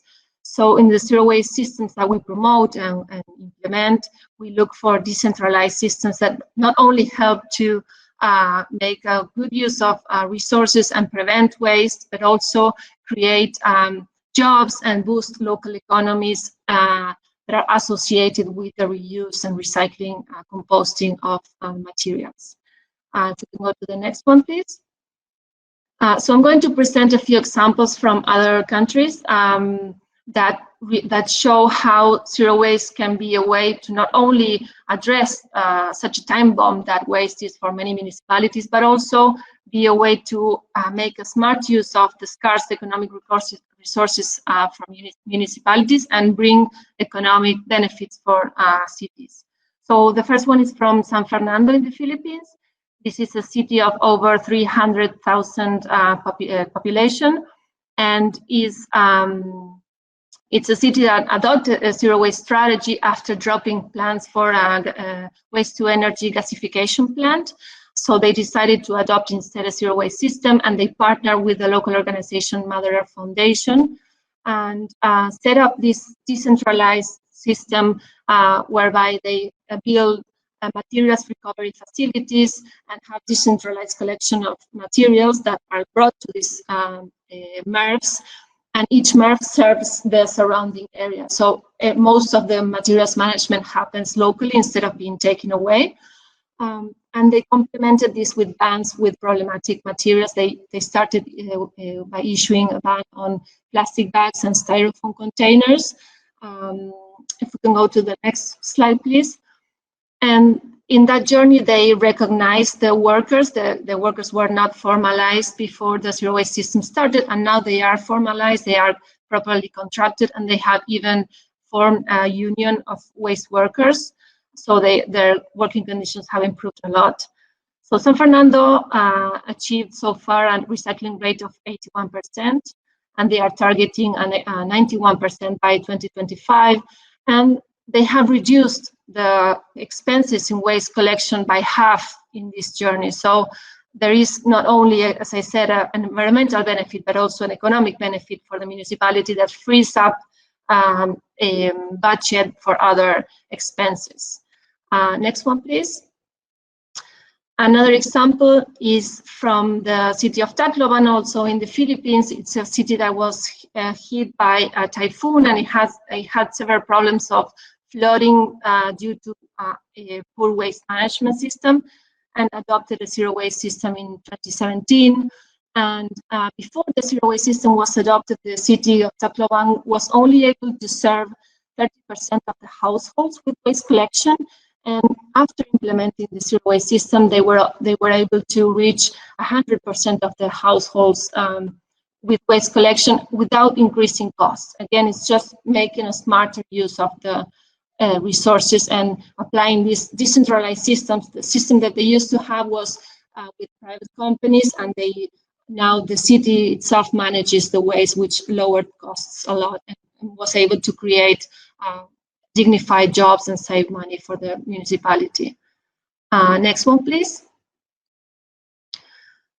So, as I said at the beginning, zero waste is not only about materials, but it's also about people. So we like to talk about zero waste, how zero waste need to be inclusive systems. So they need to take into consideration the creation of high quality jobs, the right for workers to organize, address gender inequalities, understand the specific needs of the communities and the workers that are part of the ecosystem, the zero waste system. And in the global south especially, but also in the global north, there are informal workers and who may have needs that are not the traditional labor needs. So for instance, there may be issues around addictions, there may be issues around child labor. So it's very important to understand the needs of the workers to make sure that the system integrates them fully with their needs. Next one, please. So, as we all know, the pandemic has brought an economic crisis that is hitting everywhere, and zero waste systems are not exceptuated from that. They are also suffering funding cuts and reallocation of funds to address the urgencies of the pandemic. But we see that there's an opportunity in jobs creation through the implementation of zero waste systems. We can go to the next one, please. We have some data, some recent data. The C40 network has released a report showing that only in their 97 cities, 2.9 million jobs could be created in the waste management sector. And we in Gaia were about to release a report in January speaking about zero waste in jobs, and our findings show that reuse creates over 200 times as many jobs as landfills and incinerators, and this is for durable goods, mostly bulky items and e-waste. And recycling creates around 70 times as many jobs as landfills and incinerators. And this figure is a lot more when speaking about places where the informal sector works. So next one, please. So we understand that it's now a very good time for us communities, grassroots organizations working on zero waste to make very visible how zero waste can be a way forward in the pandemic, post-pandemic world, whatever that is, to create jobs, to create local economies. And we are working towards making sure that those economic recovery funds that are being allocated in different places are channeled to zero waste systems that will create local jobs, that will create local businesses around reuse, recycling, etc. And next one, that's it. Well, Cecilia, thank you so much. I do not see any questions coming in for you now, but we'll get back to you after the final presentation as questions come in. And I'm also happy to know that you're in Argentina. I just assumed you were working in Berkeley with the rest of the Gaia folks. So nice to know that you're far away, but easy to talk to. Thank you. Yes, thank you. So if Arlie Owens can come up, that would be great. And Arlie is going to talk about the NRC efforts in the area of social and racial equity and economic equity. Hi, Arlie. Good to see you. Hey, Neil. Can you hear me now? Yes, sir. All right, I'm going to get rolling here because we got that much time. But it's amazing the previous speakers, such a small world. The last speaker, she mentioned some things there in Manila, and just so happens, if you look behind me, I do comic books. One of my artists is from Manila. I used to live in Baltimore. I was almost homeless there for a while and came back home to Ohio. And I worked with the St. Vincent de Paul when I was with the Department of Natural Resources. We worked with them in Cleveland to do a mattress recycling program. So there's one thing about this whole entire nation and the world is it becomes very small when we look at the internet and other things that makes it possible for us to communicate across broad links, areas of land and so forth. Anyway, what my topic is going to be about, and I'm going to fly through this because most of this is just common sense, but I want to emphasize a couple of things before I finish my presentation. There's 5 actually when we begin, when we look at what the National Recycling Coalition should do to make this world a better place. You can go ahead and move forward with the slides to, yeah. Black Lives Matter. I think all of us have been exposed to what has happened across the United States and the globe. I live outside of Columbus, and when all this hit, it was amazing. We had a curfew. There was a lot of protests. They boarded up a lot of the downtown area because of the damage. Some of the folks that shouldn't have done it, but they did. And what they were addressing was the fact that Black Lives Matter, but I added something else too, all lives count. And that is because the world is now become a melting pot of individuals from all walks of life and so forth. So next slide.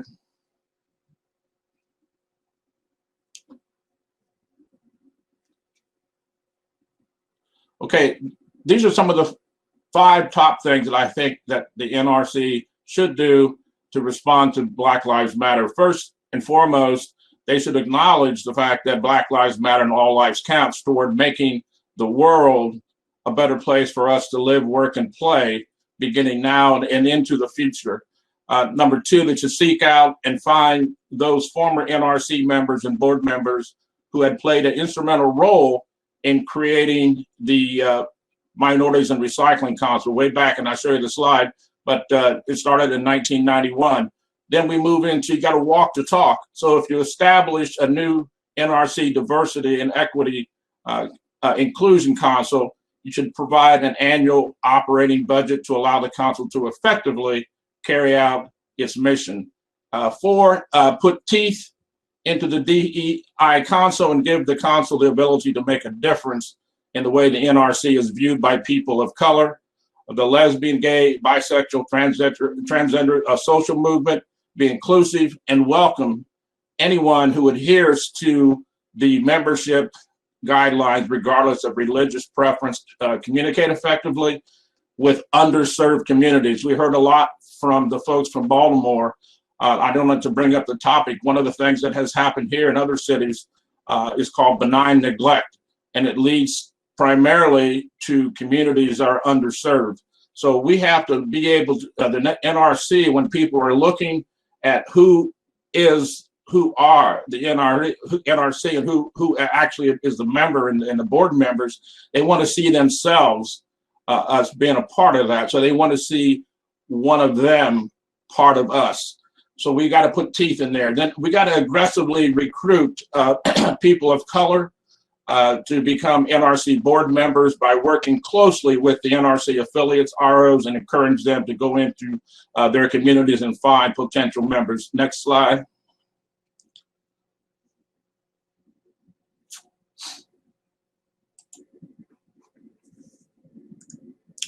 Okay, this, I don't know what that is. Amazon.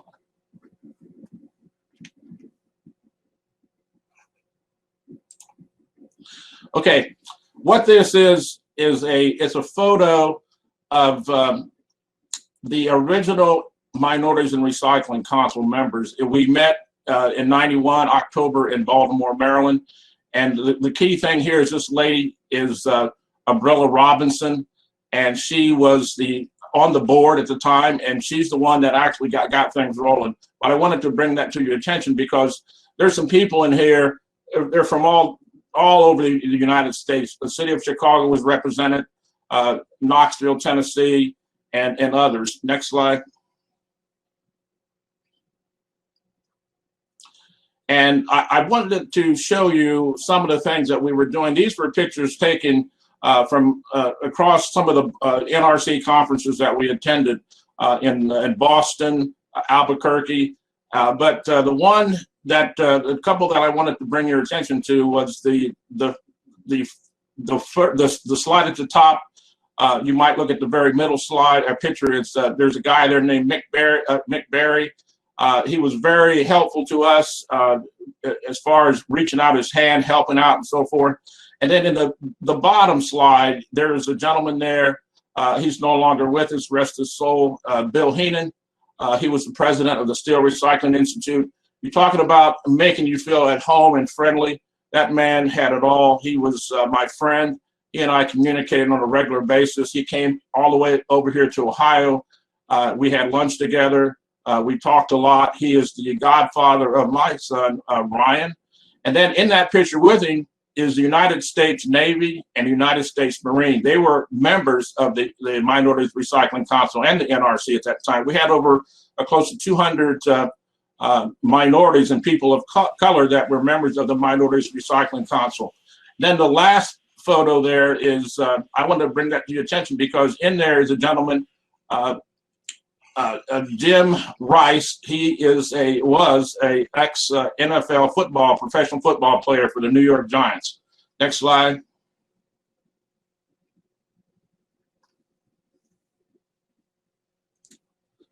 Anyway, we have to look at what we're doing with the NRC, the council itself, and we had a mission. I think the mission was very clear what we had to do. We had a purpose. Next slide. I'm not going to read it all because I think you can all take a look at that later. And what we have to look at here is what the NRC has done to date. Key members and board members, I know they have acknowledged the impact of Black Lives Matter, and they are determined to work closely with the council itself, the DEI council, and make that a reality because it's true, all lives matter. I got a call, email from folks from the NRC. Gary List was one of them, Bob Geddert and others, McBerry, and they sought out past members of the NRC board that were also the founders of the Minorities Recycling Council. In August, we had an opportunity to actually get together, Abrilla Robinson, Angela Moore, and myself, and others, and we were appointed by Dave Keeling at the time as the new tri-chairs of the Diversity, Equity, and Inclusion Council. And so that was done on behalf of the Northern California Recycling Association. We had a lot of, it was a great webinar that we had back then. We had, the topic was who's at the table. So it was, as a matter of fact, I think that's still, you're able to go back and take a look at that because it was recorded. And as far as what the NRC has done to date, we're looking at that right now today with this particular conference and this session. Next slide. Arlie, can I just ask a quick question? Has the NRC committee actually met with folks from representatives from the Black Lives Matter movement? That I don't know, but I have that on my agenda to do that along with some other folks, some more other organizations, which we'll mention. I'm not going to go into all the details of the explanations of diversity, equity, inclusion. So we'll just skip through that, and that'll be your homework for tonight. Okay. Well, thank you, Arlie. That was great. I have one question for Cecilia, and then I'm going to open it up to questions for everyone, and I'll read some of the questions that have come in. And Cecilia, I'm wondering if in your country, are there battles against incinerators going on now? There are battles against incinerator all over Latin America, all over Africa, Asia, yes. And something that's becoming more common is a push for waste burning in cement kilns. So co-processing instead of burning, setting up new incinerators, and recycling a little bit, which is also another way of incineration. Yes. Oh, thank you. I was hoping the answer was no, but The real world is there. And I guess one more question for Arlie. Arlie, is there any message to grassroots recyclers as individuals or organizations that can support what you're trying to do through the NRC on these issues? Yeah, as a matter of fact, we missed one of the slides. I think that all of our ROs, attendees, if they have the ability to, they should all establish their own DEI council. They should offer training. As a matter of fact, we hope to hold a nice workshops coming up this 2021, and basically start meeting with people of color, different organizations. One of them would be not only Black Lives Matter, but the National Urban League. They were here a couple of years ago. They have a phenomenal conference. It lasted a whole week. It's a who's who of anyone that's part of the National Urban League. But what we hope to do, and I'll put a call out for everyone, give me Abrilla or Angela, send us an email, or if you go through Bob Geddard or anyone else. And if you want to, we actually would love for any and all people here today to join the Diversity, Equity, and Inclusion Council, because we're moving forward. So you'll all be counted as charter members, and that's a very esteemed honor. So that's some of the things that our ROs and attendees should do. Very helpful, Arlie. That's great.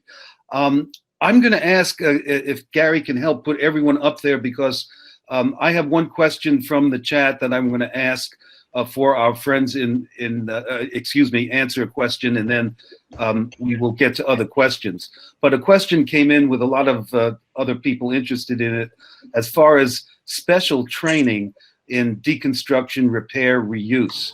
Let me just mention some of the premier organizations. Terry McDonald, St. Vincent de Paul in Eugene, obviously is here, and he's one of them.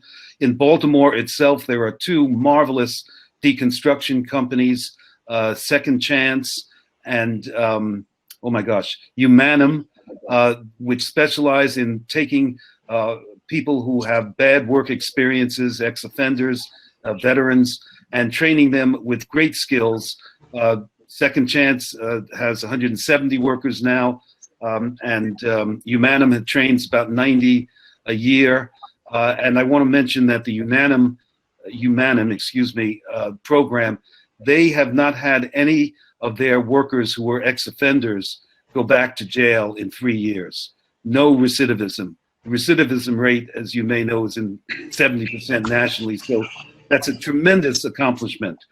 There's also Homeboy Enterprises in Los Angeles. There's Recycle Force in Indianapolis. These are the two in Baltimore, building deconstruction. These folks that I mentioned. Also, there's Computers for Good in Kansas City. They train people for good jobs and repair equipment and get it out there at low cost for low-income individuals or communities. So. It's time for the Q&A from the audience. If you can go through the questions in the Q&A, not the chat, the Q&A. Okay, I'm in the Q&A now, and I'm picking up some questions. And I believe this, let me see. You can use the scroll bar to go up and down, but start at the top with the most votes. Okay. Well, the first question here, what would you ask community leaders from the EJ community about the zero waste movement as a whole, and from people in this conference? Please, anyone on the panel, please jump in. I'll rephrase the questions. How can we unite the general EJ community with the zero waste movement? And that is open for any of our panelists to jump in.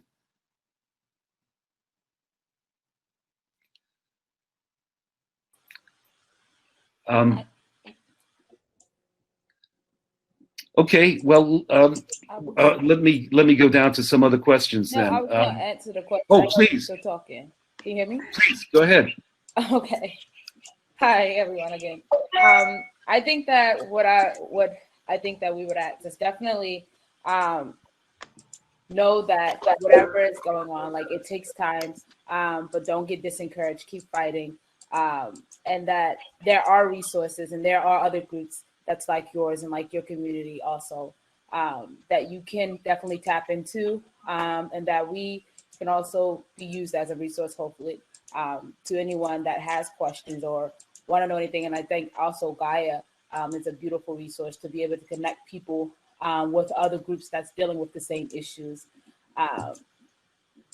And they also just put out a master plan too. That's amazing. Yes. So definitely tap into those resources, and know that you guys have the power. The power is within the communities. And so nothing is ever big too big. Thanks, Shashandra. I think this next question perhaps is Terry can jump into it, because I know Terry has been involved in logistics. And the question is, do you ever work with food ships and hotel chains in gathering materials, products for repair and resale? Neil, I think I answered that already once, but yeah, the short answer is yes. We do work with cruise ships. Cruise ships, of course, right now are a little bit sidelined.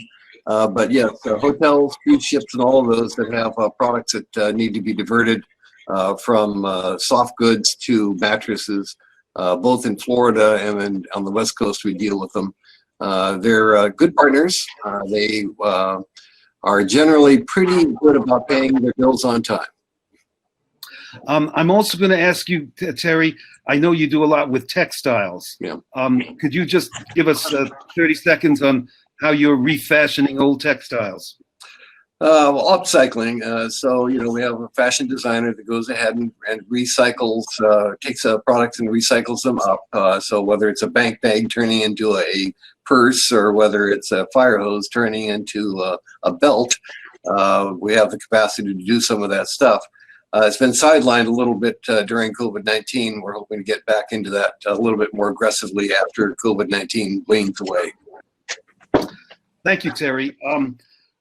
In Baltimore, our friends from Baltimore, the question is, how is COVID affecting your work at all, if at all?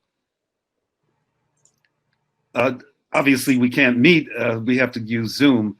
But any other major changes in your operations because of COVID? I was just going to say, yeah, can you hear me? Yes, please. I was just going to say that with COVID, it's just affecting, as far as the community organizing, like going out door knocking. So we aren't, you know, if people are not, if they have any technological challenges, or, you know, what is it called? Just the gap with resources and connecting electronically. I think that's the major challenge I think COVID presents. Great, thank you. Another question is, this is from our friend Christine Kubat in Hawaii. She's interested in more information about the glass program that Terry described. Terry, if I recall you, the enterprise is based on window pane glass. Yes, that's correct. Window glass, of course, is not very recyclable. Bottle glass is to some degree, but window glass melts at a lower temperature than bottle glass and stays bottle glass you want it to. So for us, we have a small batch furnace that we go ahead and do about 500 pounds of glass at any given time, and hand label it out, turn it into ornaments, sun catchers, and so forth. It's been a good business for us over the years. And started in 1995. But in a holiday setting like yours, a resort area, it would probably be a good investment, because you do the various mementos that people want to take back out of something that's already a problem area, a problem material in your marketplace. Thank you, Terry. And I'm sure Christine may follow up with more questions. Maybe Neil, I have. Please go ahead. Neil, yeah. Can I go back to the first question? Of I course. wanted to ask something about again, zero waste in the EJ communities.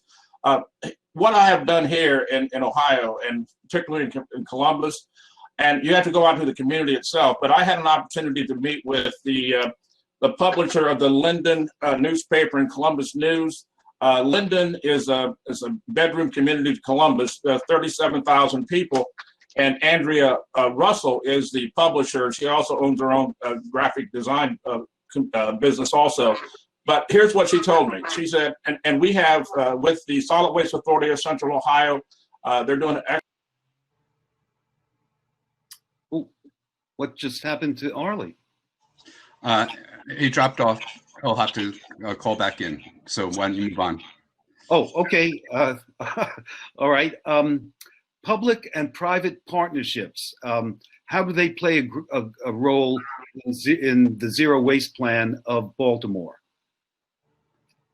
Perhaps Melanie, Shoshanda, or Greg can address that. Yeah, this is Greg. So we think they could play a significant role if they're governed properly. So, for example, our plan calls for the city to release RFPs, requests for proposals, but that are structured in a way to generate the outcomes that we talk about so much with the just transition.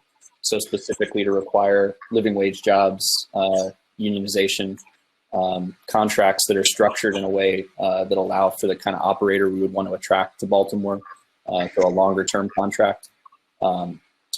And this is all derived from direct interviews with the kinds of mission-based or union recycling and composting operators or worker-owned compost businesses that are really consistent with what we're trying to generate in Baltimore. So it just really starts with how do you get your public sector to structure a deal or an opportunity in a way that's it's gonna be consistent with the outcomes that you want, and that comes back to political pressure and mobilization and being very active. So that's the way we're approaching it. Yes, thank you, Greg. I wanted to add something about the wonderful efforts, particularly by the young people in Curtis Bay in South Baltimore, and that is when this large 4,000 ton per day incinerator was being proposed for their neighborhood. They actually went out to the museums and the cities and the education departments to tell them through videos and songs that they're buying dirty energy. And I thought that was a great strategy for bringing in other anchor institutions and making them aware that energy coming from burning garbage they do not want to be associated with it. And they helped pull out their contracts, and ultimately that was important in the entire effort. Certainly joint ventures and cooperation help there. I've got another question here, which I can partially answer, and perhaps Gary can help out as well. And the question is, are most communities doing single stream, or is there a significant source separated recycling as well? Well, originally in the 70s, 80s, and 90s, dual stream source separation was the rule. That quickly changed when the big waste companies put in single stream, and now about 85% of cities use single stream. There is a nice memo from the Northern California Recycling Association about a month ago. I'll be happy to forward it to people, where they did an analysis of research on recycling, and they noticed that no one is doing research on dual stream and comparing its benefits to single stream. I'll be happy to share that information, but their report also indicated a number of significant cities and counties that have gone back to dual stream. I'm going to ask Gary if he has more information on that insight. I would just add that the issue has been revisited since the China National Sword issues, and now that we can no longer throw away everything and expect people to recycle it as if it were recyclables when it was really garbage. We have to meet real specifications for markets. As a result, there's a chance we can rebuild markets in this country, and there's lots of investment going on to do that. With that happening, a number of communities are revisiting why they went to single stream versus dual stream. Container Recycling Institute actually has done some wonderful worldwide research on this and did webinars on it. So I would encourage you to check out Container Recycling Institute for more details on the research they did. Thank you, Gary. The next question is for Cecilia, and I'll just read it. I love the concept of childcare, specifically for recycling workers. I may have missed this, but is this feature funded by local government or a company? Do the workers pay for childcare? Thank you for the question. Yes, the childcare centers are partially paid by the government and partially paid through philanthropy that the waste pickers cooperatives get. So it's, and the whole management of recyclables in Buenos Aires City is co-managed by the government and the waste pickers cooperatives. There are 12 waste pickers cooperatives working along with the government, and yeah. And is the daycare at all related to the education system? I know from my work in Medellin, Colombia, the children are unfortunately working next to their parents in picking through materials. And of course, the key is to make the workers more efficient with the right equipment and setup so that kids don't have to work and the kids can go to school. I'm wondering if there's any link up between childcare and the formal school system. Well, in this case, it's the childcare centers open during the afternoon and night and evening, where the parents are collecting the recyclables. So they still go to school in the morning, but in the afternoon and in the evening, when the collection happens, they don't have anywhere to be. So the safer is, so that's why they pushed for support for childcare centers at that hour. Great, thank you. The next question I think I'm going to ask our friends from Baltimore, and here's Arlie. Maybe Arlie can answer this as well. This is a question from our friend Rick Anthony. How about urban agriculture within the land trust? Let's start with Baltimore, and then we could ask Arlie to chip in, come in on this. Greg, Melanie, or Shoshanda, is urban agriculture? I know that the garden that Melanie mentioned is one of the founding institutions in South Baltimore, but I assume that urban agriculture is part of your overall program. If you could confirm that or correct me. Yeah, it's definitely, I'll just real quick, it's definitely consistent, and there's some small scale examples. One model that we ourselves are not pursuing, but that would be the model we look to is the Evergreen Cooperative in Cleveland, Ohio, whereby through contracting with anchor institutions, they're leveraging that buying power to scale up and have guaranteed contracts for the food production. So that's the kind of thing that really excites us, is that you're redirecting either public or larger buying power to support a larger economic development sector in a community that's hard hit, like Terry was describing in Eugene. Yeah, Arlie, is urban agriculture, food growing, compost gardens, is that a big feature of what you're seeing as you go around the country, looking at environmental justice issues and worker dignity issues? Yeah, one of the things about that topic is that it does bring together the community for a common cause. Right now here in Columbus, we're going to be working with the last third front, and they have a plot of land. It's a big, huge plot of land called Easton Fields. It joins up to Easton Town Center.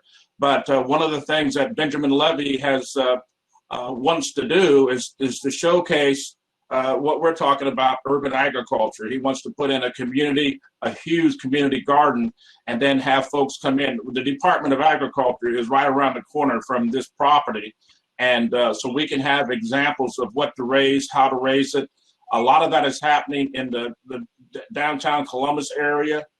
In Old Town East, you'll find Linden has a brand new park they're building. So a lot of that is happening. And the good thing about that, it brings people together for a common cause, and that is to grow food organically.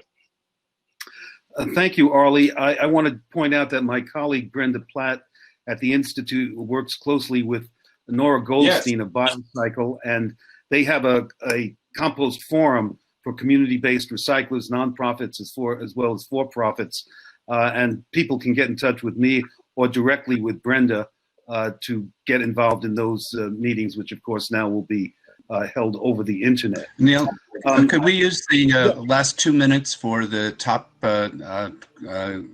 preference questions? The first one was, how easy was it to collect ownership data on vacant properties? What resources did you use? This is for our friends in Baltimore. Thank you, Gary. Go ahead.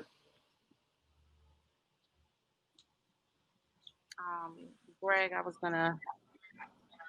Greg, can you tell them the platform? We just use pretty much the code map and the city to identify where. There's some Yeah. Mhm. There's some city tools and data, but it was a lot of the work that Melanie and the team and actually youth did. A lot of it's obscured.